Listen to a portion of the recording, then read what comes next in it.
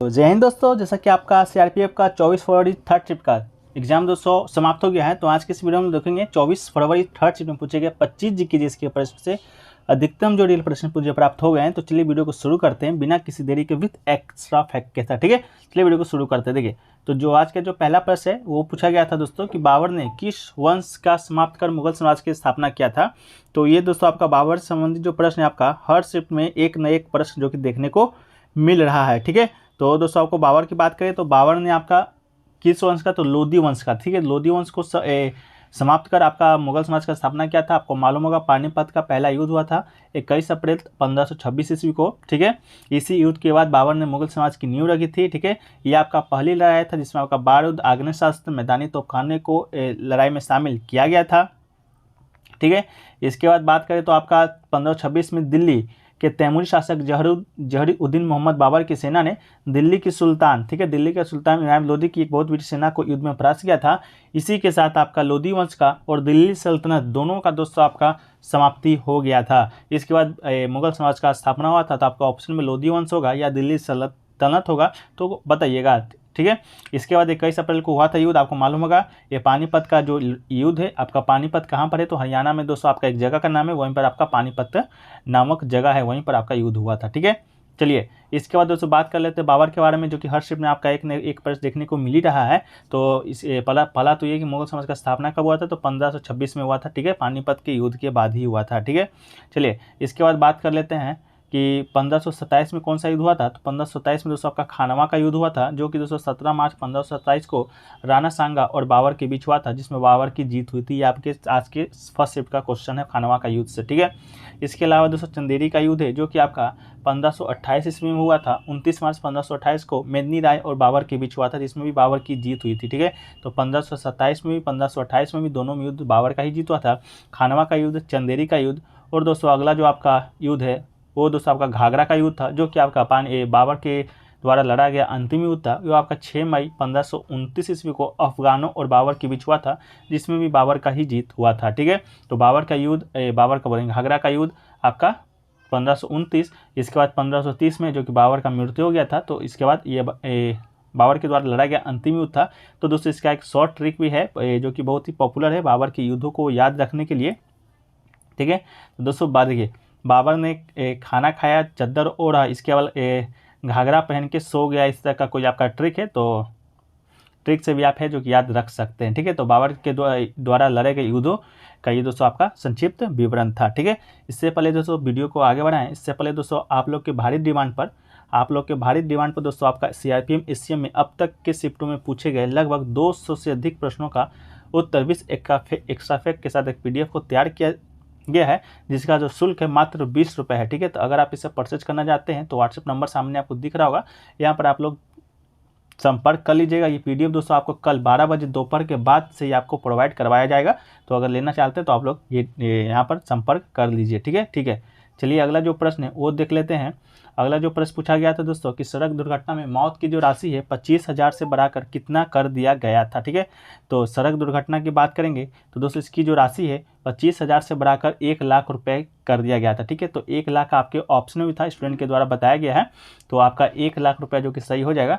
इस योजना का जो लाभ है, लाभ लेने के लिए पालकों को संबंधित स्कूलों में आवेदन करना होता है। दुर्घटना में मौत या पूरी तरह अपंग होने पर पहले 25,000 रुपये मिलता था, लेकिन अब 1 लाख रुपये जो कि मिलेगा। ठीक है, तो आपका 1 लाख रुपये राइट आंसर हो जाएगा। ठीक है, अगला जो देखिए प्रश्न पूछा गया था, समानता का जो अधिकार है आपका किस के तहत कितने अनुच्छेद जो कि आते हैं। आपको समानता के अधिकार बता दें, ये दोस्तों आपका मौलिक अधिकार है। मौलिक अधिकार वर्तमान में 6 हैं, लेकिन मूल संविधान में आपका 7 था। उसी में दोस्तों आपका समानता का जो अधिकार है, पहला अधिकार है समानता का अधिकार, जो कि दोस्तों आपका कितने से कितने अनुच्छेद तक है, तो 14 से 18 अनुच्छेद तक है। टोटल 5 अनुच्छेदों में आपका वर्णित है, तो आपका 5 राइट आंसर हो जाएगा। ठीक है, कितने अनुच्छेदों में, तो 5 अनुच्छेद में। 5 अनुच्छेद कौन कौन से हैं, तो देखिए वो 5 अनुच्छेद आपका पहला तो अनुच्छेद 14 है, जो कि आपका कानून के समक्ष समानता प्रदान करता है। इसके अलावा अनुच्छेद 15 है, जो कि आपका धर्म, मूल, वंश, जाति, लिंग या जन्म स्थान के आधार पर भेदभाव का निषेध करता है। इसके बाद अनुच्छेद 16 है आपका सार्वजनिक रोजगार के मामले में अवसर की समता प्रदान करता है। इसके अलावा दोस्तों अगला जो अनुच्छेद है आपका अस्पृश्यता का अंत है, जो कि दोस्तों आपका अनुच्छेद 17 है, जो कि अस्पृश्यता का अंत है। ठीक है। अनुच्छेद 18 दोस्तों आपका लास्ट जो कि उपाधियों का अंत, ठीक है। तो ये दोस्तों आपका 5 अनुच्छेद है जो कि आपका समानता के अधिकार के तहत आपके वर्णित है हमारे भारतीय संविधान में, ठीक है। इसके अलावा दोस्तों बात कर लेते हैं ये आपका क्या है, तो ये आपका मौलिक अधिकार है, इस बात को भी आप याद रखिएगा। मौलिक अधिकार की बात करें तो किस देश के संविधान से लिया गया है दोस्तों, तो ये आपका लिया गया है संयुक्त राज्य अमेरिका के संविधान से। ये भी आपका प्रश्न है जो कि बन चुका है, ठीक है। मौलिक अधिकार में कौन कौन सा अधिकार आता है, तो पहला तो आपका समानता का अधिकार आता है, ठीक है, जो कि आपका 14 से 18 अनुच्छेद 5 अनुच्छेदों में वर्णित है। दूसरा दोस्तों आपका स्वतंत्रता का अधिकार आता है, जो कि दोस्तों आपका अनुच्छेद 19 से अनुच्छेद 22, मतलब कि स्वतंत्रता का अधिकार में कितने प्रकार का स्वतंत्रता दिया गया है, तो 19, 20, 21, 22, ठीक है। तो स्वतंत्रता का अधिकार आपका 4 हो जाएगा। इसके अलावा शोषण के विरुद्ध अधिकार आपका आता है अगला 23 से 24, जो कि आपका 2 अनुच्छेदों में वर्णित है, शोषण के विरुद्ध अधिकार। इसके अलावा धार्मिक स्वतंत्रता का अधिकार आता है दोस्तों, जो कि दोस्तों आपका 25 से 28 अनुच्छेद तक वर्णित है, 25, 26, 27, 28, तो ये भी 4 है। इसके अलावा सांस्कृतिक एवं शिक्षा संबंधित अधिकार है, जो कि आपका अनुच्छेद 29 से 30। इसके अलावा संवैधानिक उपचारों का अधिकार है, जो कि अनुच्छेद 32 के तहत आता है। तो ये दोस्तों आपके वर्तमान में दिए गए मौलिक अधिकार हैं, ठीक है। एक संपत्ति का जो अधिकार था अनुच्छेद 31 के अंतर्गत आता था, लेकिन उसको हटाकर अब 300 के क में शामिल किया गया, जो कि अब विधिक अधिकार हो गया है, ठीक है। तो ये सभी अधिकार मौलिक अधिकार थे जो कि हमारे भारतीय संविधान में सभी के लिए उपलब्ध हैं, ठीक है। एक क्वेश्चन, अगला क्वेश्चन पूछा गया था वर्नाकुलर प्रेस एक्ट के बारे में कि किस वर्ष से जो कि वर्नाकुलर प्रेस एक्ट आपके आए थे। तो वर्नाकुलर प्रेस एक्ट आपको बता दें लॉर्ड लिटन के द्वारा 1878 ईस्वी में पास हुआ था, ठीक है। तो इसका राइट आंसर आपका 1878 हो जाएगा। इस एक्ट ने भारतीय भाषाओं में प्रकाशित होने वाले सभी समाचार पत्रों पर नियंत्रण लगा दिया था, किंतु यह एक्ट अंग्रेजी में प्रकाशित होने वाले समाचार पत्रों पर लागू नहीं किया गया था। इसके फलस्वरूप भारत ने इस एक्ट का बहुत जोर से विरोध भी किया था, ठीक है। तो आपका वर्नाकुलर प्रेस एक्ट किसके द्वारा लाया गया था, लॉर्ड लिटन के द्वारा लाया गया था।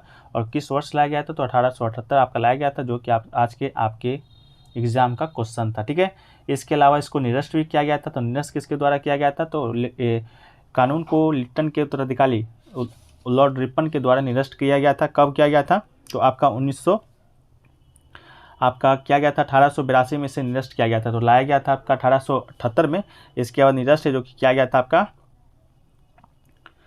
1882 में। तो आप इसे याद रखिएगा, ठीक है। चलिए अगला जो क्वेश्चन है दोस्तों आपका, अगला क्वेश्चन है कि लखनऊ जो घराना है उसको आपको किसने बसाया था, ठीक है। लखनऊ घराना को दोस्तों आपको किसने बसाया था, ये क्वेश्चन आपसे पूछा गया था। तो लखनऊ घराना की बात करेंगे तो इसे आपको मियाँ बख्शू, ठीक है। इसका राइट आंसर दोस्तों आपका हो जाएगा मियाँ बख्शू के द्वारा बसाया गया था, ठीक है। और ये आपका तबला वादक थे मियाँ बख्शू। इसके अलावा लखनऊ घराना की बात करें इसका नाम मियाँ बख्शू उस्ताद मियाँ बख्शू खान ने रखा था। लखनऊ घराना की स्थापना अवध के जो नवाब थे आखिरी नवाब वाजिद अली शाह के सक्षम में हुआ था। यह भावनाओं की अभिव्यक्ति पर एक मजबूत उच्चारण प्रदान करता है, ठीक है। लखनऊ घराना की बात करेंगे तो भारत का प्रसिद्ध शास्त्रीय नृत्य लिए जो कि आपका कथक तथा गायिका से संबंधित घरानों में से एक है। कथक दोस्तों आपका कहाँ का है, उत्तर भारत का आपका शास्त्रीय नृत्य था। इसका जो उदय है आपका नवाब वाजिद अली शाह के दरबार में हुआ था, ठीक है।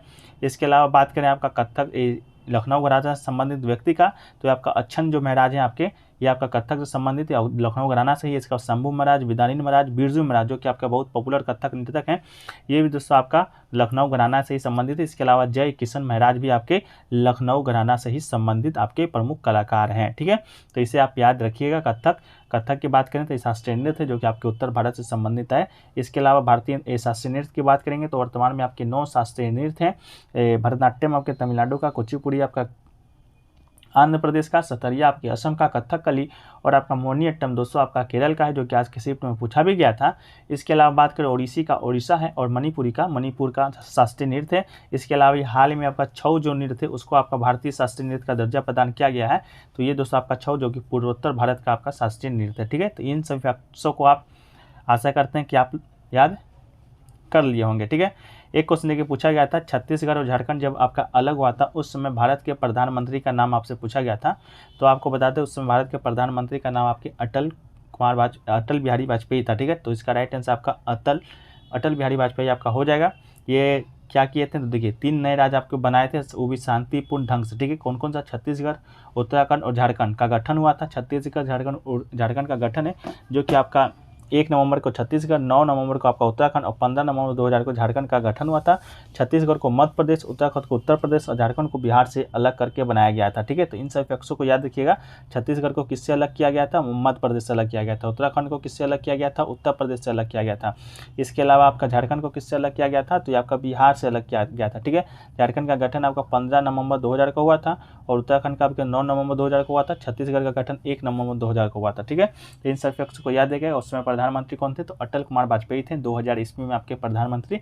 तो आपका राइट आंसर आपके अटल बिहारी वाजपेयी हो जाएंगे। ठीक है, एक क्वेश्चन देखिए दोस्तों पूछा गया था, जुलाई 2022 में जम्मू कश्मीर में कितने छात्रों की संख्या है? ठीक है, ऑप्शन में 16.7, 17.7, 18.7 इस प्रकार करके दिया गया था। हालांकि इसका जो आंसर है मुझे प्राप्त नहीं हो पाया है। तो आप लोग में से जो भी एग्जाम देकर आ रहे हैं, तो अगर आपको मालूम है इस प्रश्न का आंसर तो आप लोग जरूर बताइएगा।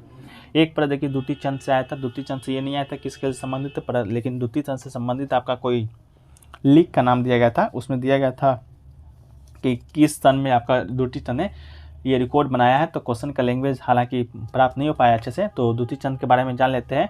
द्वितीय चंद जिनका जन्म उड़ीसा के जाजपुर जिला में हुआ था। द्वितीय चंद महिलाओं की 100 मीटर स्पर्धा में एक भारतीय पेशेवर धावक और मौजूदा राष्ट्रीय चैंपियन है। वो ग्रीष्मकालीन ओलंपिक में महिलाओं की 100 मीटर स्पर्धा में क्वालिफाई करने वाली तीसरी भारतीय महिला है। ठीक है, तो इससे संबंधित जो प्रश्न क्या आया था आप लोग एक बार कॉमेंट सेक्शन में जरूर है जो कि बताने का प्रयास कीजिएगा। ठीक है, एक क्वेश्चन देखिए जो आया था आपका एक अल नीनो जलधारा से संबंधित प्रश्न आया था। हालांकि कथन के तौर पे आया था। आपका जो प्रश्न है आपका आज के शिफ्टों का भी के शिफ्टों का, हालांकि ज़्यादातर जो प्रश्न आपका कथन से ही देखने को मिल रहे हैं और वो भी करंट अफेयर से 7 से 8 प्रश्न। तो स्टूडेंट को बताने में उतना याद नहीं रह पा रहा है स्टूडेंट। तो ये पहली बात तो जो जनरल अवेयरनेस था वो आपका था ही नहीं सिलेबस में। आपका जनरल एप्टीट्यूड था, उसके जगह पे जनरल अवेयरनेस को पूछा जा रहा है। तो स्टूडेंट के द्वारा तो तैयार नहीं किया गया था। उसके बावजूद इस तरह का जो प्रश्न पूछा जा रहा है तो स्टूडेंट को ज़्यादातर जो प्रश्न आपकी याद नहीं रह पा रहे हैं।